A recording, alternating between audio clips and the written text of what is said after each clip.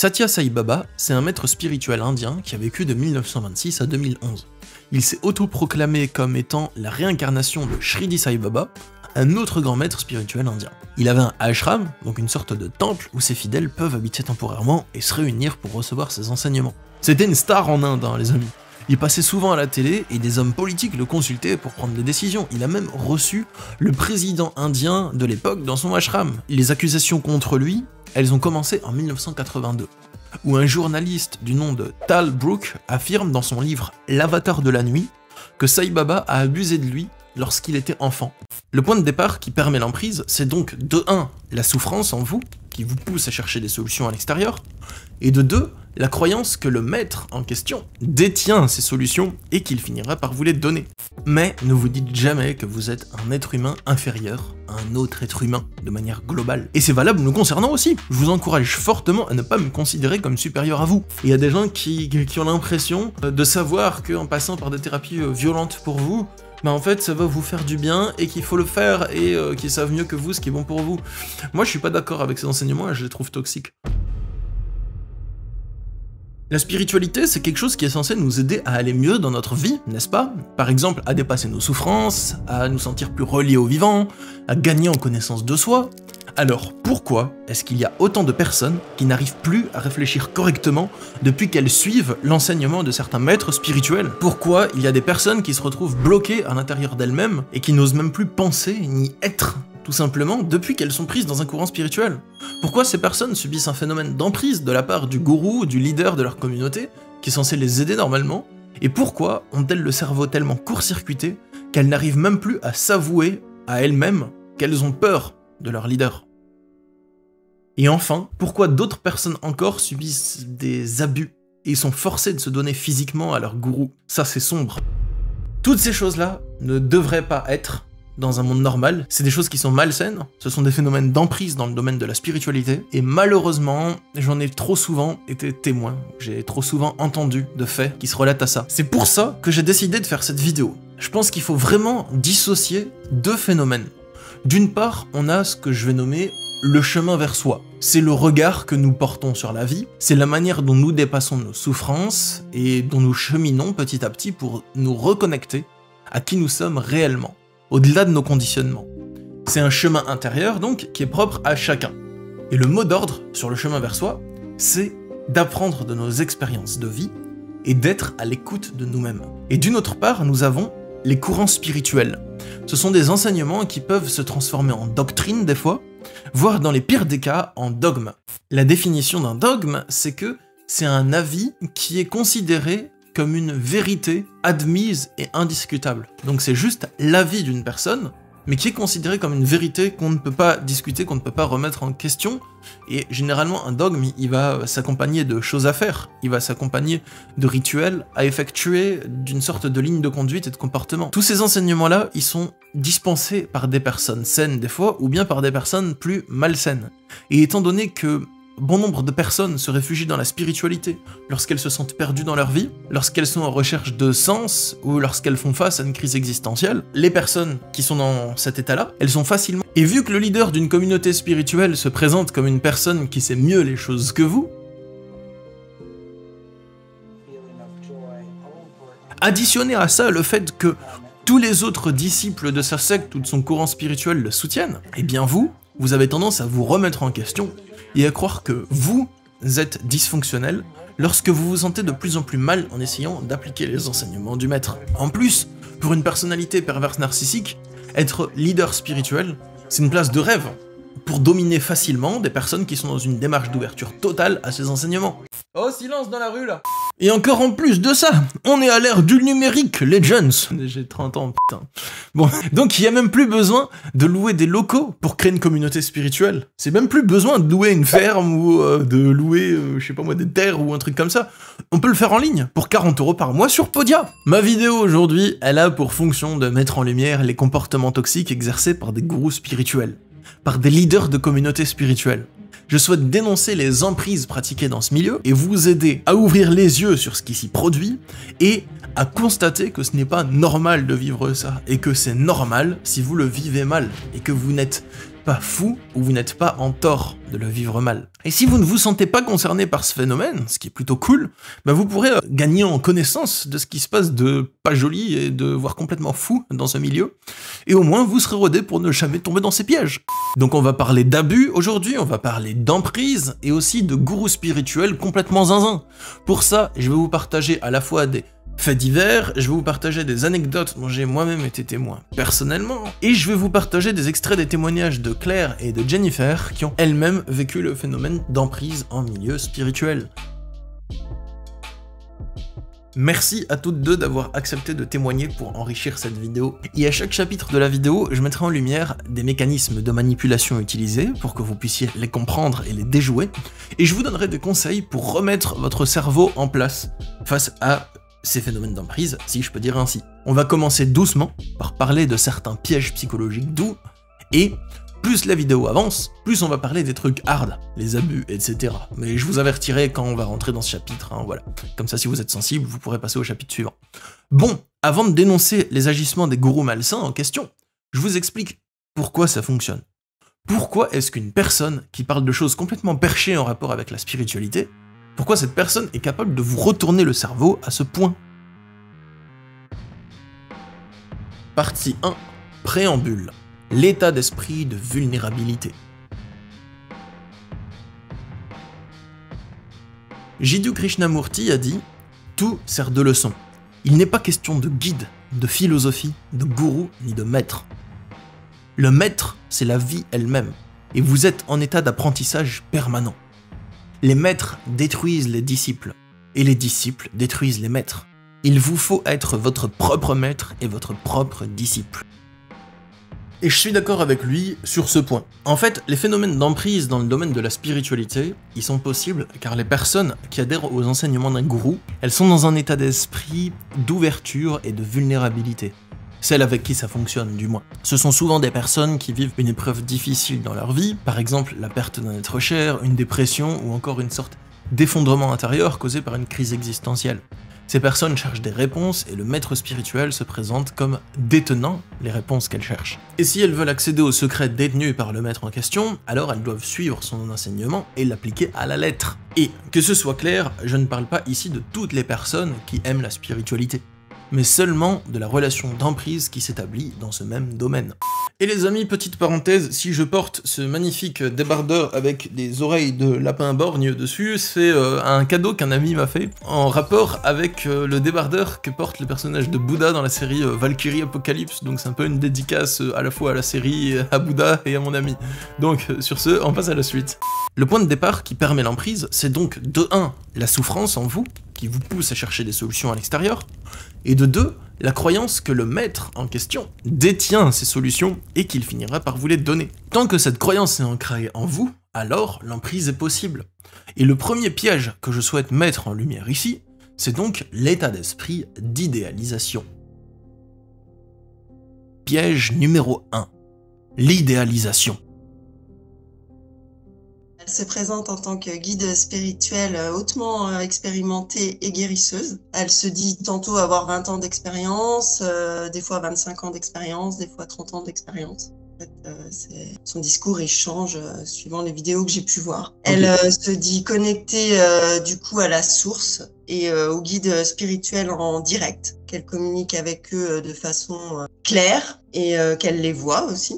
Du coup, elle propose plusieurs formations. Elle propose de se reconnecter à son âme, de tout connaître sur l'âme, en fait, comment ça fonctionne, l'incarnation, d'où l'on provient. Et sa plus grosse formation à laquelle j'ai participé, c'était la formation pour devenir thérapeute énergéticienne, en fait. D'accord, ok. Moi-même, je faisais des soins énergétiques et je me sentais pas légitime, en fait, de parler de l'âme. Je me sentais absolument pas légitime et je me disais que elle en imposait, pour elle c'était normal, il y avait rien de secret, il y avait rien à cacher, puis elle amenait peut-être même un côté pragmatique et je me suis dit tiens c'est ce qui va m'aider à me légitimer en fait. D'accord, ça c'est une formation qui t'aiderait à te sentir plus légitime dans ta pratique de soins énergétiques que tu exerçais déjà à ta manière avant ça, c'est ça? Voilà. Ouais, et okay. Aussi pour me sentir légitime en fait pour parler de l'âme parce que je me disais, enfin moi, je ressentais de l'amour en moi, mais je me sentais pas légitime en fait de dire que c'était mon âme. D'accord. Ok. Et avec ça, ça peut t'aider à consolider ce sentiment, oser te dire que c'est ça. Enfin, c'est quelque chose que tu voyais comme aidant pour renforcer ce que tu ressentais ou les mots que tu plaçais sur ce que tu ressentais, c'est ça? Exactement. Et vu qu'elle se plaçait quand même en position, qu'elle avait énormément de savoir et de connaissances, et que moi, tout ce que j'avais en fait, c'était au niveau de mon être, je me disais que grâce à ça, je pourrais me sentir légitime en fait. Je cherchais à vivre en communauté et en parlant autour de moi, on m'a présenté ce groupe, une communauté qui faisait du maraîchage, du grand jardinage. Et c'est plus tard que j'ai découvert que c'était une communauté spirituelle. Et moi, ça m'allait parce que ça faisait partie des recherches. Moi, j'étais déjà en recherche intérieure, en recherche de compréhension du fonctionnement humain. Et pour moi, c'était important de rencontrer d'autres personnes avec qui avoir des échanges pour avancer ensemble à mieux se connaître. À ce moment-là, j'habitais en yourte avec ma fille. Quand on s'est rencontrés avec la communauté, ils ont proposé de m'aider pour le déménagement. Ils sont venus et on a démonté la yourte ensemble. Tu étais emménagé avec ta fille. Elle avait quel âge? 5-6 ans. La condition de base, c'était de vivre tous ensemble dans la maison, donc c'était un grand dortoir. Une des bases aussi, c'est qu'il n'y avait pas de couple et pas de sexualité. C'était imposé? C'était pas imposé, mais un peu comme tout dans cette communauté, il y avait quelque chose où on vous l'impose pas, mais ce serait mieux qu'il n'y ait pas. Ça se manifestait quand on faisait ce qui était appelé des partages, donc des soirées ou des après-midi entiers à être ensemble et à discuter, et où en fait il y avait cette personne leader qui ne se revendiquait pas leader, mais qui prenait une position de « je suis au-dessus de vous parce que moi, je perçois, j'entends. » Ouais, c'est censé être un droit divin, quoi, hein, on va dire un peu. Voilà, c'est ça. L'idéalisation, c'est quand vous considérez quelqu'un comme étant supérieur à vous. Et là, il y a deux cas de figure que je vais vous présenter.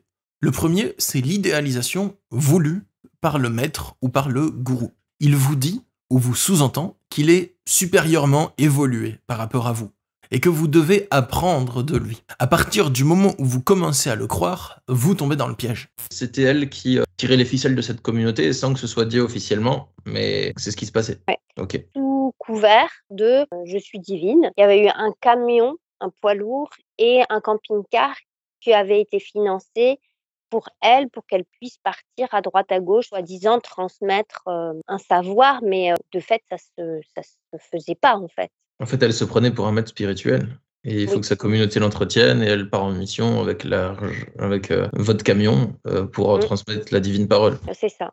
Il peut vous dire de faire ce qu'il veut, de changer de manière de penser, il peut vous inciter à renier certaines parties de vous-même, comme vos émotions par exemple, à ne plus les écouter, et vous allez tenter de le faire, et de faire ce qu'il vous dit. Il peut même vous influencer à renier certains de vos proches qui étaient tout le temps en soutien pour vous avant. Et le pire, c'est que si votre maître spirituel en question vous donne des conseils qui ne fonctionnent pas, simplement parce qu'ils sont de mauvais conseils par exemple, eh bien vous allez vous dire que c'est vous qui êtes défaillant. Que si vous n'allez pas mieux après avoir appliqué les conseils du maître, cela veut dire que c'est vous qui vous trompez dans votre manière de les appliquer, et que c'est vous qui avez commis une erreur quelque part durant le processus. Et certaines fois, c'est peut-être les conseils du maître qui ne sont pas adaptés pour vous en réalité, ou bien que le maître en question vous donne des conseils qui sont éclatés au sol sa mère, qui sont dégueulasses de ses morts, qui sont nuls, ou bien peut-être qu'ils n'ont pas pour but de vous aider si à aller mieux, mais de vous maintenir sous emprise. Mais ça, on y reviendra plus tard, les amis. En attendant, le deuxième problème de l'idéalisation, c'est quand vous considérez que quelqu'un d'autre est plus pur que vous, spirituellement parlant, et que vous allez tenter de devenir lui, si je peux dire ça ainsi. Et des fois, l'autre, il est pour rien, hein. C'est un mécanisme qui se produit juste en vous. Alors oui, les amis, ce point-là, c'est pas forcément de l'emprise, mais je souhaite tout de même vous en parler dans une petite parenthèse dans cette vidéo, vu que c'est un sujet connexe. Si vous admirez quelqu'un, n'essayez pas de devenir lui, mais plutôt demandez-vous ce que vous aimez chez lui ou chez elle, et essayez de voir à quoi cela ressemblerait si vous le développiez vous-même. Si vous admirez par exemple l'authenticité de quelqu'un ou sa réussite, ne tentez pas de lui ressembler dans sa signature énergétique, mais plutôt demandez-vous ce que vous aimez chez cette personne et ce que cela vous donnerait si vous le développiez vous-même, chez vous, par vous-même. C'est pourquoi les amis, si vous souhaitez éviter ce piège, il ne faut jamais considérer quelqu'un comme supérieur à vous, d'un point de vue global. Vous pouvez considérer que quelqu'un a une expertise supérieure à la vôtre dans un domaine, certes, mais ne vous dites jamais que vous êtes un être humain inférieur à un autre être humain, de manière globale. Et c'est valable nous concernant aussi, je vous encourage fortement à ne pas me considérer comme supérieur à vous. Je suis là sur YouTube, dans mes livres, dans mes consultations, et je vous transmets des idées, des connaissances, des compréhensions. Mais ensuite, vous prenez ce que vous sentez être juste pour vous. Moi, je fournis des outils, je ne suis pas une meilleure version d'un être humain que vous ne l'êtes vous-même. Vous avez votre libre arbitre, et je vous encourage à devenir vous-même, à réfléchir par vous-même, et à trouver qui vous êtes vous-même, et ensuite à vous incarner vous-même. Si vous considérez l'autre comme étant supérieur à vous, c'est alors très facile pour une personne mal intentionnée d'exercer pour vous une forme d'emprise psychologique et émotionnelle. Et c'est donc la transition vers la partie 2. Deuxième piège, l'emprise psychologique. Alors une emprise, on en parle depuis le début de la vidéo, mais qu'est-ce que c'est? Selon le dictionnaire Robert, c'est l'exercice d'une domination intellectuelle ou morale. Une emprise, donc, c'est un phénomène psychologique.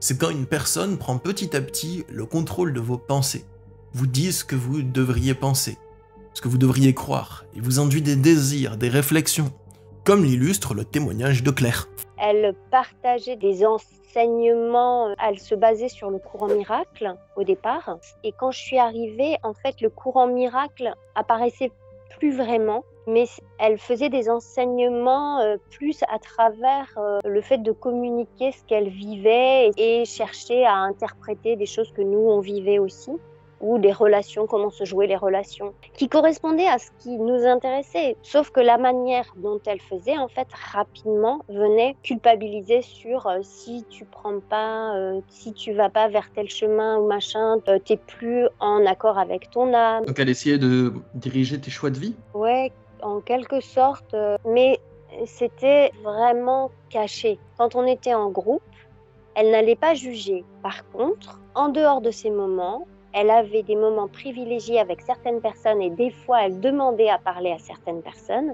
Et là, elle venait juger les autres. Et de ces jugements, elle en tirait des conclusions et elle en tirait des « il faudrait faire ci, il faudrait faire ça » ou « cette décision, c'est pas celle-là qu'il faut prendre ». Mais c'était toujours caché. Donc, il y avait un système manipulatoire qui était caché et un système de culpabilisation qui était ouvert et qui était fait pendant les partages. Je voyais bien que les personnes se rendaient pas compte à quel point elles tombaient dans la culpabilisation. Les culpabiliser sur le fait que si elles prenaient pas telle ou telle décision, elles risquaient de dénier son âme. Et quand elles faisaient ça, en fait, elles nous embrouillaient le cerveau. Les personnes sur qui elles focalisaient son attention et sa culpabilisation, je voyais qu'elles étaient larguées et qu'elles n'arrivaient plus à réfléchir, et que ça les mettait en vrille. Ouais, tu captais à quel point elle avait une emprise sur eux. Ouais, c'était fort. Et en fait, je me suis retrouvée à être le bras droit de cette personne et à mettre les personnes dehors à sa place. D'accord. Ouais, bah oui. C'est plus facile de tendre un fouet à un esclave, façon de parler. Comme ça, c'est lui qui va se faire détester des autres esclaves plutôt que de les fouetter soi-même. Mais l'emprise, c'est aussi un phénomène énergétique. Une personne peut vous dominer de manière énergétique. Vous sentez que quelque chose change en vous à sa présence. Vous sentez la pression qu'elle exerce sur vous. Donc dans sa formation, elle nous promet de tout connaître sur l'âme, qu'on va être connecté à notre âme et qu'on va être aussi, qu'on va découvrir notre mission d'âme et nos dons. Et pour ça, il faut suivre aussi tous ces soins. Donc il faut suivre tous ces soins, ne pas en louper, donc ça devient une grande discipline en fait. C'est pour obtenir ce qu'on veut, entre guillemets, on doit devenir performant, enfin on doit travailler dur. Et petit à petit, donc elle nous fait des soins de libération de l'âme, des mémoires que l'on peut porter, du karma. Et donc, quand on aura enfin libéré tout ça, on aura accès à l'essence de notre âme. Et en même temps, elle nous dit des choses qui sont très justes, parce qu'elle va nous parler que l'essence de l'âme, c'est la joie en fait, c'est quand la joie s'exprime. Et à chaque fois, il y a des nouveaux soins et il y a encore énormément de choses à nettoyer. Si vous voulez vous connecter à l'essence de votre âme, alors vous devez suivre ces soins. C'est vrai que déjà là, je vois un peu une incohérence dans le sens où c'est des soins collectifs, donc vous êtes tous à des niveaux différents de votre chemin intérieur, et du coup, le parcours qui va s'appliquer à une personne, c'est pas le même qui va s'appliquer à une autre personne. Pour se connecter à son âme, ben vous n'allez pas avoir tous le même chemin, mais vous devez suivre tous le même chemin. Donc vous devez la laisser travailler sur votre énergie. C'est ça. Constamment la laisser travailler sur notre énergie et ce qui Ah va se ouais, passer. c'est malsain, c'est de la manipulation au niveau énergétique. Il y a une grande manipulation énergétique là, qui se passe, ouais, bien sûr. En plus, elle part, si on regarde, elle part toujours du postulat qu'il n'y a rien de beau en nous, qu'il y a toujours des choses et des choses à nettoyer. Et finalement, ça ne s'arrête jamais. Et on ne part jamais du principe qu'on est des belles personnes ou qu'on a un savoir inné ou qu'on a des dons uniques en fait qui nous sont propres. Alors, si vous adhérez à un groupe de parole, ou à un enseignement spirituel, ou quelque chose dans le genre, comment savoir si vous êtes actuellement en train de vivre une emprise? Déjà, il faut repérer le gourou. Si il a un comportement de type pervers narcissique. Et ça, on le remarque comme tous les narcissiques. Les mêmes points clés. Donc je vais vous les énumérer pour repérer un narcissique en milieu spirituel. De une, il ne supporte pas être remis en question, il s'énerve quand on le contredit ou qu'on lui dit non, il humilie publiquement les membres de son groupe. Et elle a été humiliante et rabaissante avec des participants et on avait même peur, enfin je me souviens, lors de la retraite, d'avoir peur de tousser. Parce qu'il y avait des participants qui avaient toussé, mais elle leur criait dessus, les humiliait et en fait, non mais en quel honneur tu ne contrôles pas ton corps, toi? Il justifie ses mauvaises actions, donc ses comportements toxiques, par des arguments d'autorité. Alors, qu'est-ce que c'est un argument d'autorité? C'est quelque chose de supérieur à nous sur lequel on va s'appuyer pour faire nos actions. Par exemple, si je te traite mal, c'est normal, c'est parce que, je sais pas moi, les guides spirituels m'ont demandé de te remettre à ta place. Ou bien, si je me comporte comme ça, c'est normal, c'est parce que moi je suis divin, et quand je le fais, bah en fait, ça illustre ma divinité, mais toi quand tu fais la même chose, bah en fait, ça illustre ton ego. Enfin, c'est complètement illogique, c'est absurde, c'est aberrant, bref, on comprend.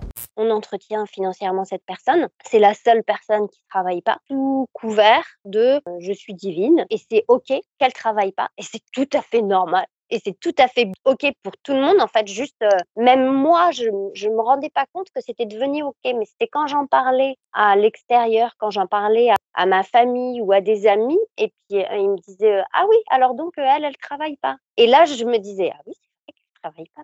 Et alors que quand j'étais dedans, c'était normal. Et elle prétend que les conseils ou les guidances qu'elle va donner, ça lui est envoyé directement des guides qu'elle voit, c'est ça? Exactement, plus que des enseignements, hein. Et à un moment donné, elle nous dit, puisque je vous raconte, hein, c'est véridique, hein, parce que sinon je serais sacrément scrupuleuse pour vous raconter des choses qui ne seraient pas réelles. D'accord. Le gourou ou le maître spirituel, ou peu importe comment on appelle ça, le leader de votre communauté, ou peu importe le nom qu'on lui donne, il s'entoure de différents cercles de fidèles. Donc c'est-à-dire que dans un premier temps, il va y avoir son cercle restreint, donc vraiment ses proches, il n'y en a pas beaucoup, il y en a en général maximum une dizaine. Ensuite, il va y avoir ses sbires, donc ça veut dire les adeptes les plus fervents qui sont là depuis un peu plus longtemps, et qui aide à maintenir l'ordre dans sa secte, dans son école initiatique, pardon, ou dans son mouvement spirituel, ou dans sa connerie, voilà, peu importe comment on la nomme. Et ensuite, il y a le troisième cercle, c'est les nouveaux adeptes, c'est les adeptes qui connaissent pas trop, et qui sont guidés par les sbires, ou les bergers, peu importe comment on peut les appeler. Si c'est un gourou, il va aussi vous expliquer comment penser, ce que vous devriez éprouver, ce qu'il faut ressentir, ce qu'il faut enlever de vous, comme vos émotions par exemple, etc. Il y avait aussi qu'elle nous disait qu'on n'avait pas à souffrir dans cette vie. Et elle, sa solution pour ne pas souffrir, en fait, il fallait se couper de la souffrance. Et elle expliquait comment se couper de la souffrance, elle disait qu'il faut faire comment? Et en vrai, tu n'as pas à souffrir. Et puis elle faisait encore tout un tas de soins avec des sons, mais où je sentais qu'en plus énergétiquement, il s'est passé des choses très importantes en fait, puisque lors même du dernier soin, lors de la retraite, je me sentais comme hypnotisée. Comme si on était hypnotisé et connecté à une grande puissance, déconnecté de la peur et déconnecté de l'émotionnel. Et moi, je voyais des images en tout cas qui n'étaient pas belles. Déjà, tout le long du séjour, c'est ce que ça m'a fait. Et je me suis mise à avoir peur et à me stopper et à croire que c'était encore moi qui m'étais mal connectée quelque part. De dire... Ouais, si tu te sens pas bien parce que tu suis ce qu'elle fait, c'est que t'as pas bien fait les choses. Voilà. C'est un mécanisme de manipulation qui est souvent utilisé. Voilà. Chacun va rentrer chez soi. Tout le monde, il va arriver un petit peu des choses un petit peu glauques.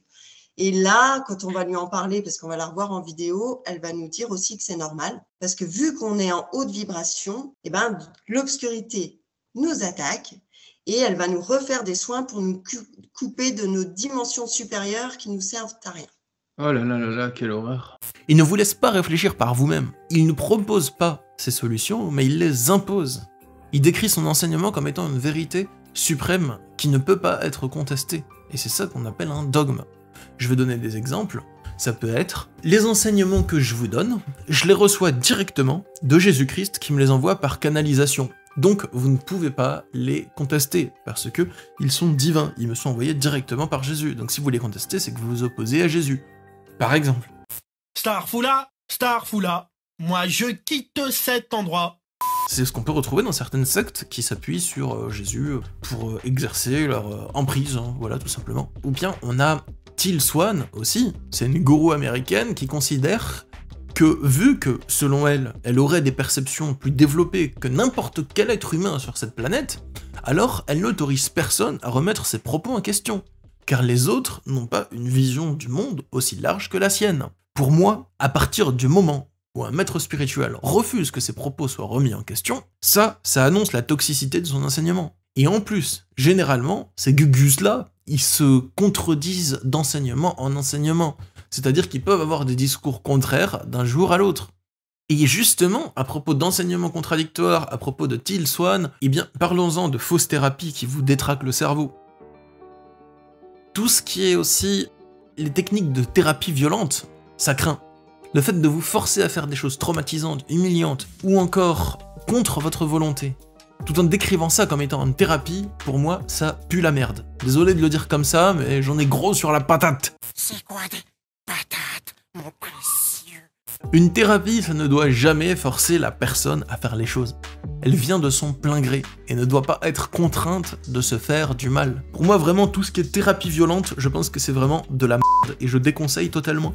Il y a des gens qui ont l'impression de savoir qu'en passant par des thérapies violentes pour vous, bah en fait ça va vous faire du bien et qu'il faut le faire et qu'ils savent mieux que vous ce qui est bon pour vous. Moi je suis pas d'accord avec ces enseignements et je les trouve toxiques. Donc je mets vraiment une distinction entre des thérapies violentes et malsaines où on vous explique pas ce qui va se passer, que la thérapie EMDR par exemple, qui peut être violente à vivre pour la personne qui la vit. Mais dans la thérapie EMDR, déjà c'est une méthode qui est cliniquement prouvée, c'est une méthode médicale, enfin je veux dire c'est pas une thérapie spirituelle hasardeuse, c'est une vraie thérapie, et en plus, la personne connaît le processus. Le thérapeute, il est censé informer la personne qu'il y a des choses qui risquent de remonter, et ce qui va se passer. Il peut lui donner des explications sur le processus pour ne pas le laisser galérer comme ça. Donc, il y a une différence entre faire subir des trucs violents à la personne qui n'a pas envie, et lui mettre la pression pour qu'elle le fasse, en lui disant que c'est pour son bien, et la forcer à le faire, ou simplement proposer une thérapie qui va inclure de la souffrance dans son processus, mais dire à la personne qu'elle n'est pas obligée de le faire et qu'elle le fait seulement si elle se sent prête et lui expliquer ce à quoi elle s'engage. C'est pas du tout la même démarche. Là, on respecte totalement le libre arbitre de la personne qui vient en thérapie. Et justement, une personne qui vient en thérapie, pour recevoir une thérapie, c'est une personne qui a des faiblesses, qui a des blocages, qui a des insécurités et qui a des vulnérabilités. Donc c'est le rôle du thérapeute de pas considérer qu'elle est ultra forte et de lui infliger des trucs violents. Pour moi, c'est le rôle du thérapeute de prendre soin d'elle de cette manière-là. Et comme cas de thérapeutes controversés pour leurs pratiques directives, on va retrouver notamment Barbara Snow, accusée d'implanter de faux souvenirs à ses patients et de leur faire croire qu'ils avaient vécu des rituels sataniques avec des membres de leur famille, alors que c'était faux. Ou bien il y a Nicole Didon, enfin je sais pas comment ça se prononce, bref, elle influençait ses adeptes à simuler des orgasmes en public et à se confronter à leur traumatisme dans des situations dangereuses et à leur créer de nouveaux traumatismes. Elle appelait ça une thérapie. Donc c'était en groupe et elle forçait des gens à avoir des interactions sexualisées ou des interactions violentes physiquement avec des personnes qu'elle encourageait à exprimer leur violence face à d'autres personnes qui vivaient des traces traumatiques. Donc c'est super dangereux de faire ça, c'est vraiment n'importe quoi, c'est irresponsable, c'est malsain. Et si je vous parle du mot thérapie ici, c'est parce que dans tout ce qui est dérive sectaire moderne, il est question de thérapie assez souvent. C'est fini les sectes médiévales où des prêtresses souterraines s'offrent sacrifice au dieu Modoc, la vache démoniaque.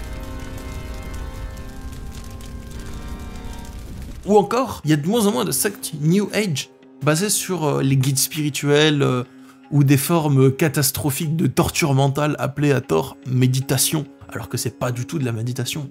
La plupart des dérives sectaires maintenant, elles tendent davantage vers l'usage du mot thérapie, car c'est quelque chose de plus tendance et de plus mystérieux aussi. Je veux dire, quand on dit je propose une nouvelle forme de thérapie, la thérapie, les gens qui sont pas de ce milieu, ils savent pas trop ce que c'est. Hein. C'est genre, on va voir quelqu'un, il va se passer des trucs et peut-être on va aller mieux après. On sait pas vraiment ce que ça implique une thérapie. Bon, moi je m'y connais un peu parce que je travaille dans la relation d'aide, en tant que coach en dev perso et sophrologue, mais bon. Et attention, ne me faites pas dire ce que j'ai pas dit, hein. Toutes les thérapies ne sont pas malsaines, sinon je prendrais pas le temps de faire la part des choses ici. Si je le fais, c'est parce que je suis convaincu qu'il existe du bon dans les thérapies et que je veux vous aider à discerner le sain du toxique. Mais justement, ces thérapeutes ou gourous spirituels malsains, ils n'existent pas que dans des affaires sombres et peu médiatisées, souterraines si je peux dire ainsi. Et non, il y en a qui ont reçu beaucoup de soutien de la part des médias. Et avant de faire la transition vers la prochaine partie de cette vidéo, je vous encourage à vous abonner à cette chaîne YouTube en cliquant sur le bouton s'abonner et la petite cloche pour activer les notifications et être informé des prochaines vidéos que je sortirai. Et aussi, vous pouvez vous abonner à ma newsletter Journal de bord. Alors, qu'est-ce que c'est la newsletter Journal de bord? Pour ceux qui connaissent pas, j'explique brièvement. C'est une newsletter qui est géniale parce que j'y partage mes aventures, mes prises de conscience, mes avancées dans ma compréhension du monde, tout ça, et je vous partage ça dès que ça me vient, en temps réel, et il n'y a pas de spam, je vous écris pas souvent, vous avez pas de mes mails toutes les semaines, vous en avez de temps en temps, quand j'en ai envie, et c'est une newsletter qui est très authentique, donc j'écris vraiment avec le cœur, comme je le sens. Donc vous pouvez vous abonner, c'est gratuit, hein, il y a le lien sous cette vidéo pour vous abonner à la newsletter Journal de bord. Et en plus, très souvent, je vous pose des questions dans les mails, et vous pouvez me répondre, et moi je vous réponds ensuite. Donc voilà, si vous souhaitez garder le contact, si vous souhaitez recevoir mes infos et mes actus, il y a ma newsletter. Bon, alors les amis, maintenant on va arriver à la partie la plus difficile de la vidéo.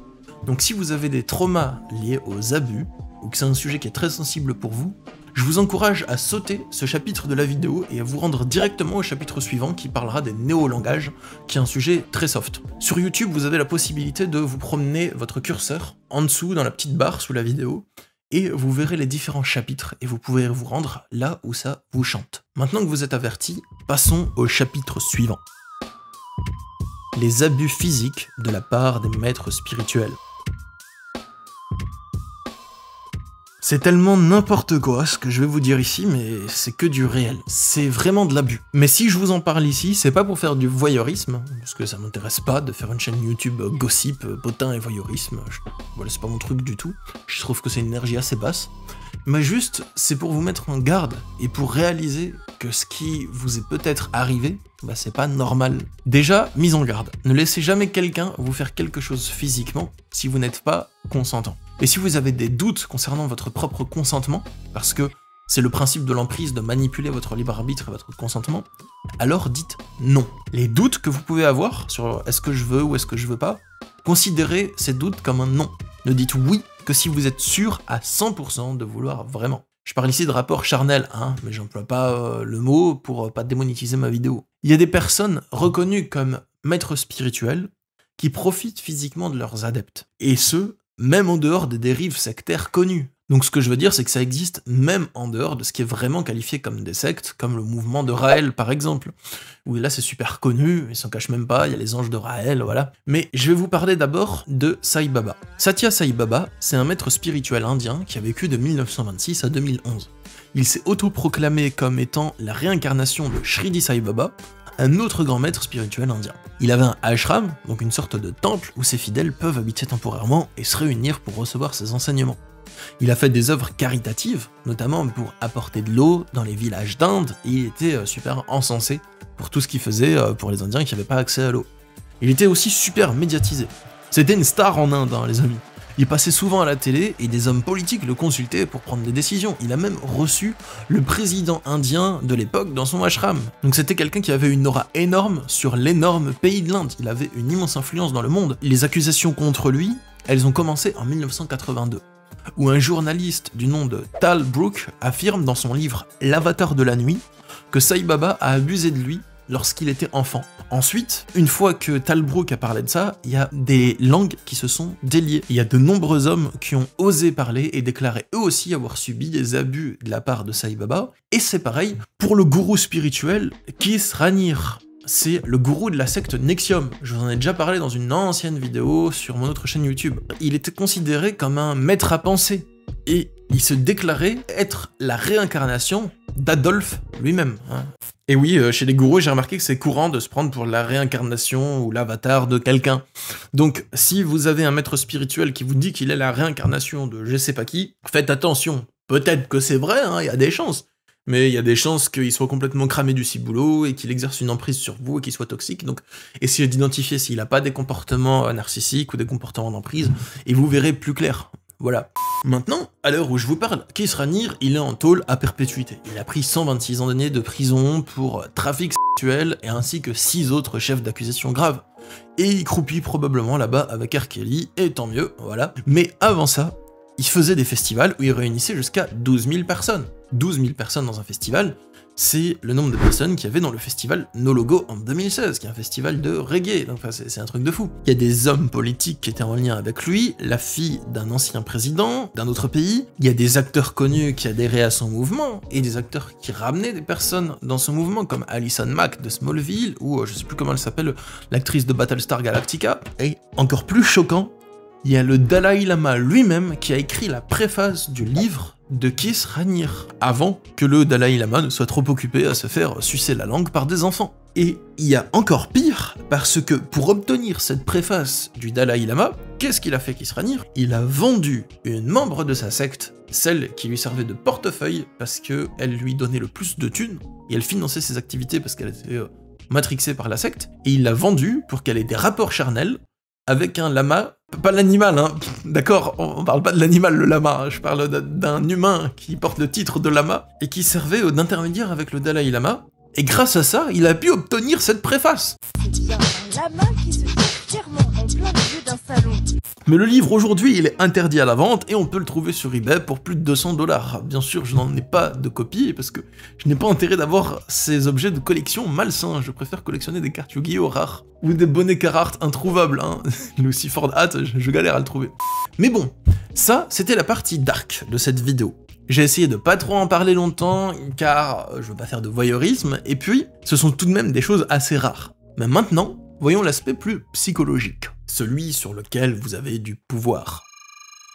Comment les gourous font-ils pour vous faire accepter l'emprise? Pour ce faire, ils doivent manipuler votre pensée. En général, ils mettent 2 mécanismes en place pour arriver à leur fin. Le premier, c'est l'usage du néo-langage. Bon les amis, on revient sur un registre plus léger ici, moi je préfère, mais bon, je me suis quand même senti obligé d'aborder le chapitre précédent sur les abus, car ça existe et que ça fait partie du sujet que je traite ici. Alors, un néolangage, qu'est-ce que c'est? C'est des nouveaux mots qui sont utilisés par le gourou ou par le maître spirituel. Ces nouveaux mots, c'est soit un néologisme, donc un mot inventé à partir de mots qui existent déjà, ou bien il va utiliser des mots qui existent sans les changer, mais il va leur donner une nouvelle signification. Par exemple, voici le témoignage de Jennifer qui illustre ce fait. Elle nous fait aussi tout un tas de soins, elle nous dit de récupérer notre pouvoir personnel.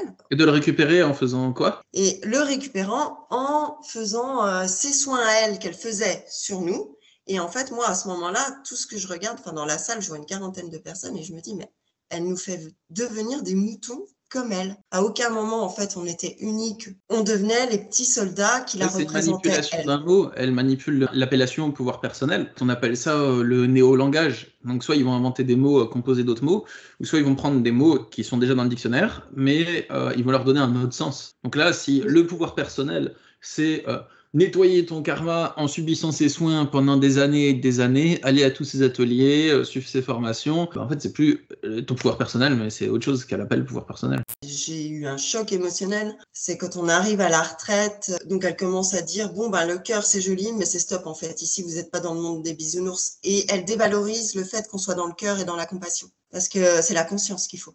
Et c'est quoi la conscience, selon elle? Qu'est-ce qu'elle nomme conscience? Alors, la conscience, selon elle, c'est se rendre compte de toute l'obscurité autour de nous. Et elle finit aussi par nous dire, donc en fait, ce qui se passe lors de tous ces soins, même de tout ce qu'elle va nous délivrer, c'est qu'on ne fait que le focus sur l'obscurité, sur tout le mal.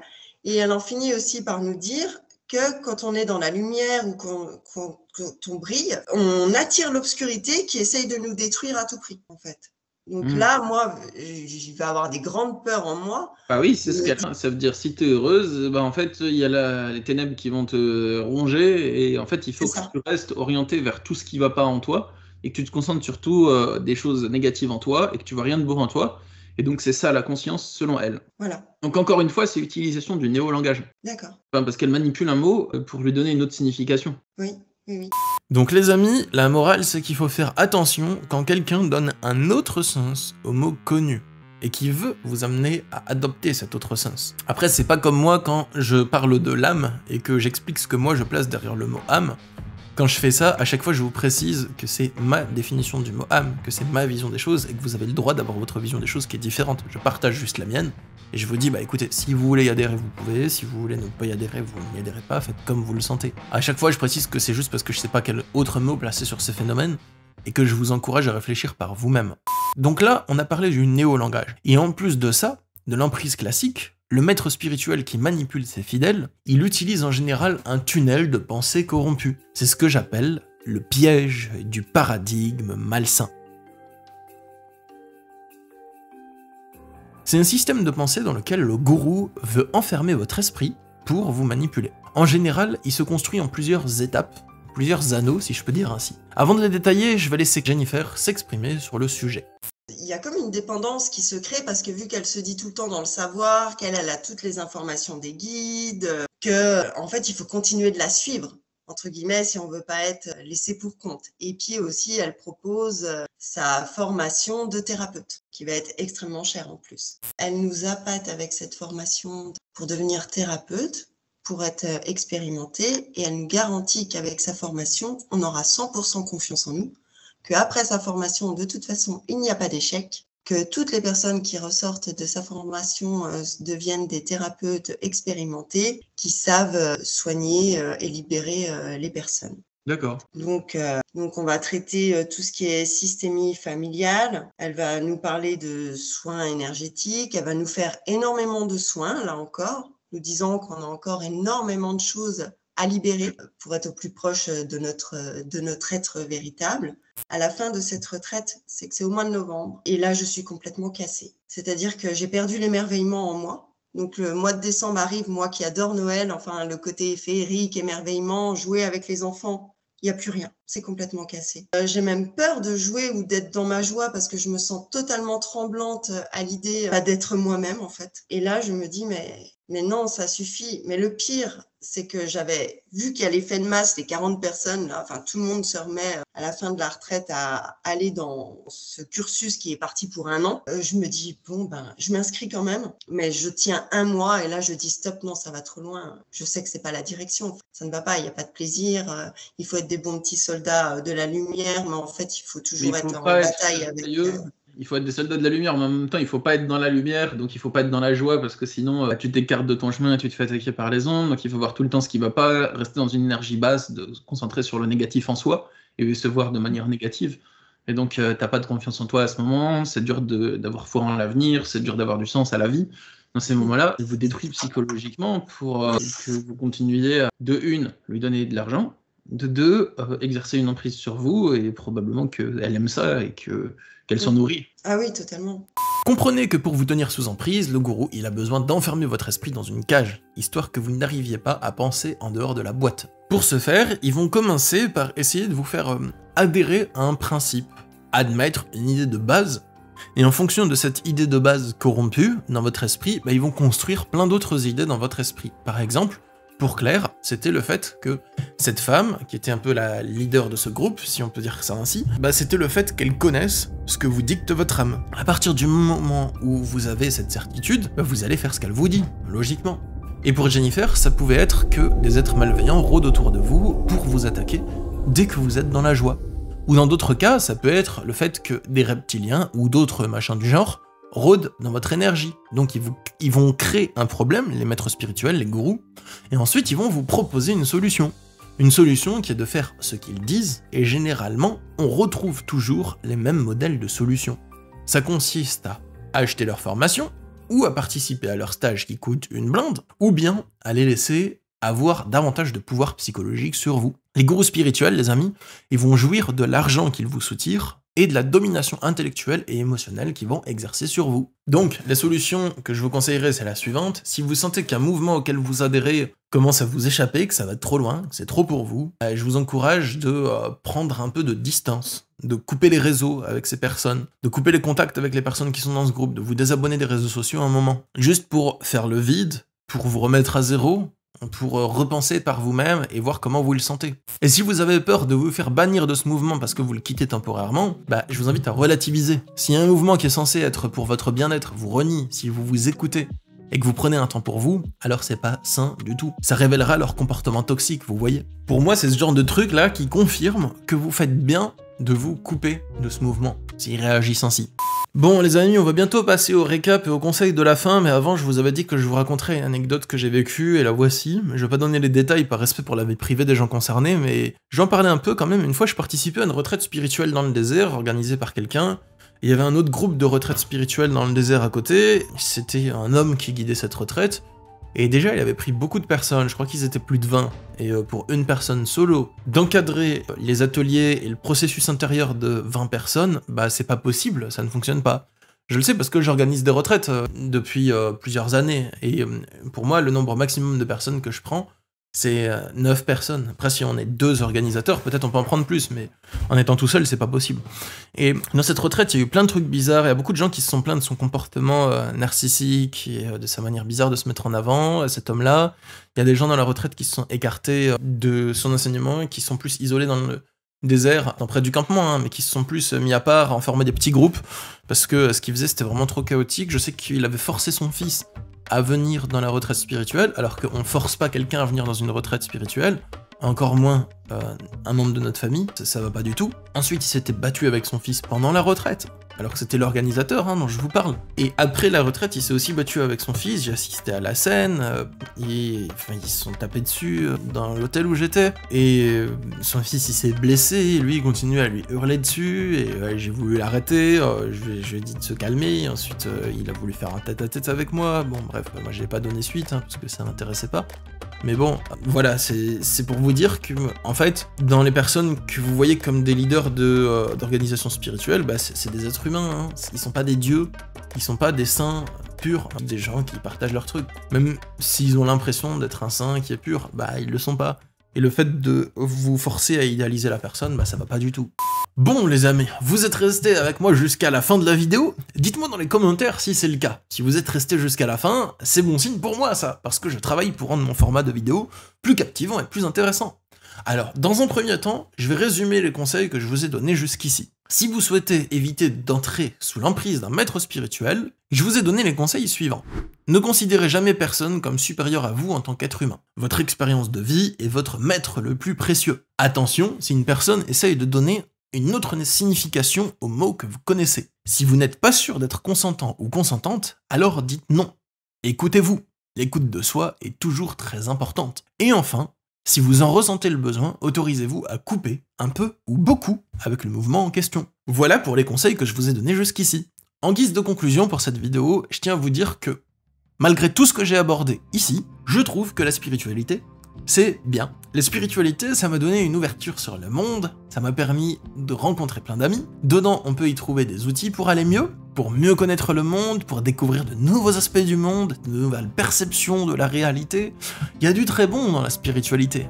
Tout comme la connaissance de soi et le chemin vers soi, c'est le plus important pour moi dans ma vie. J'ai tenu à faire cette vidéo pour aider à dévoiler les phénomènes d'emprise dans ce milieu, pour dissocier le subtil de l'épais et le sain du malsain dans ce domaine. J'ai fait cette vidéo pour vous aider à éviter les pièges liés à la manipulation et pour vous aider à vivre votre chemin intérieur plus sereinement possible en évitant ces embûches. J'espère que cette vidéo vous a plu les amis parce que j'ai énormément travaillé dessus, donc si c'est le cas dites-le moi dans les commentaires, je ferai plus de vidéos sur ce sujet-là, sur dévoiler les choses foireuses dans la spiritualité. Là j'en ai fait 2 grosses, ça suffit. Pour les prochaines vidéos, on parlera plus de connaissance de soi, de fonctionnement des émotions de manière générale, comme je le fais d'habitude. et ces sujets-là, bah, c'est clos. J'ai dit ce que j'avais à dire dessus. J'ai reçu beaucoup de bons retours à la précédente vidéo, donc ça m'a aussi encouragé à faire celle-là. Et si vous souhaitez avoir des nouvelles de nos deux protagonistes, Claire et Jennifer, qui ont accepté de témoigner pour cette vidéo, sachez qu'elles s'en sont sorties toutes les deux. Je n'ai pas partagé leur témoignage en entier parce que la vidéo aurait été beaucoup trop longue, mais toutes deux s'en sont sorties en ayant laissé des plumes, que ce soit laissé de l'argent ou du matériel, mais elles ont réussi à s'en sortir, et Claire s'en est sortie avec sa fille. Voici quelques extraits. Et ah oui, et j'ai dit, mais en fait, moi, que ça fonctionne comme ça me va pas. Et si ça va pas, bah, je préfère partir. Et là, elle a dit, ok, bah tu pars, mais ta fille, elle reste là. Quoi? C'est ça. C'est complètement dingue. Et je me suis dit, tu ne fais rien, tu ne bouges pas, tu récupères ton pouvoir. Et là, bah, je me suis dit, bah, je prends le temps que je prends, mais je récupère mon pouvoir et je parle avec ma fille pour faire en sorte d'être sûre que le jour où je m'en vais, elle ait aucun doute qu'elle part avec moi. C'est comme si j'avais réalisé que j'étais sous emprise. Tu as mis 1 an, tout en restant dans la communauté, Ouais. à essayer de récupérer ta capacité de réflexion, de couper des leviers d'emprise, de te désembrumer l'esprit, et en même temps de discuter avec ta fille pour t'assurer qu'elle allait bien partir avec toi, c'est ça? C'est ça. Et comment puis, t'es parti? Qu'est-ce qui s'est passé Il y a eu un jour, on était à l'extérieur du lieu en voiture, je venais de récupérer ma fille à l'école. On était dans la voiture et je lui dis, ben voilà, moi je sens que ce serait le moment de partir, de quitter le lieu. Toi, t'en es où? Et elle me regarde, elle me dit, mais maman, moi, j'ai qu'une envie, c'est partir. Et là, je me dis, ok, eh ben... Let's go! Ouais, c'est ça. J'ai coupé la formation. Malgré tout, j'étais inscrite sur 1 an. Mais là, j'ai dit, je ne mets même plus les pieds dans encore tous ces soins. C'est terminé. Et je sais qu'à un moment donné, ma carte bleue, elle expirait, donc ça tombait bien. Et je recevais un mail en disant de mettre ma carte bleue à jour. Et là, je me suis sentie avoir peur, en fait, de dire de stop. Et je me suis dit, punaise, mais c'est pas normal. Tu as même peur d'elle, de toute façon. Et je me suis dit, eh ben, si elle n'est pas contente, c'est pareil. Je vais lui dire que de toute façon, j'ai des problèmes bancaires et que je n'ai plus de carte bleue. Et du coup, voilà comment ça s'est arrêté avec elle. Mais je dirais que l'emprise, par contre, que de tout ce que ça m'a fait à l'intérieur, Ouais. Ce n'est pas encore tout réglé. Merci encore à Claire et à Jennifer pour leur témoignage. Merci les filles, vous avez beaucoup enrichi la vidéo grâce à vos partages.